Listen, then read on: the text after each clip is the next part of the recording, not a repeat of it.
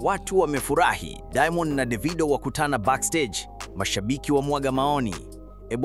Kama wewe ni mpenzi wa burudani na ulikuwa ukitamani kuona kolabo mpya ya Diamond Platnumz na Davido, basi kuna dalili njema. Siku ya jana katika tamasha kubwa la Chris Brown lililofanyika Tottenham Hotspur Stadium London, mastaa wawili Diamond Platnumz kutoka Tanzania na Davido kutoka Nigeria walionekana pamoja backstage wakipiga story, wakicheka na kuonekana wenye furaha kubwa.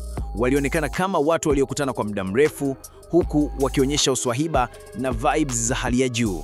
Picha na video zilizosambaa kwenye mitandao ya kijamii zimezua mjadala mkubwa. Wengi waliokuwa wakiamini kuwa huenda kuna bifu baina ya wasanii hao sasa wamepata majibu ya macho. Wapo vizuri, hakuna bifu. Mashabiki wamefurahia sana tukio hilo, wengi wakicomment, tunataka ngoma, muda umeisha. Wengine wakisema, kolabo mpya ni lini wazee? Kwa wanaokumbuka, Diamond na Davido waliwahi kutikisa Afrika kwa ngoma zao kali kama My Number One. Sasa je, huu ulikuwa ni mkutano wa kirafiki tu au kuna jambo kubwa linaandaliwa? Tunasubiri kwa hamu. Na kama kuna kitu kibwa kitakachotokea, usihofu, Mo Media TV tutakuletea taarifa zote kwa wakati.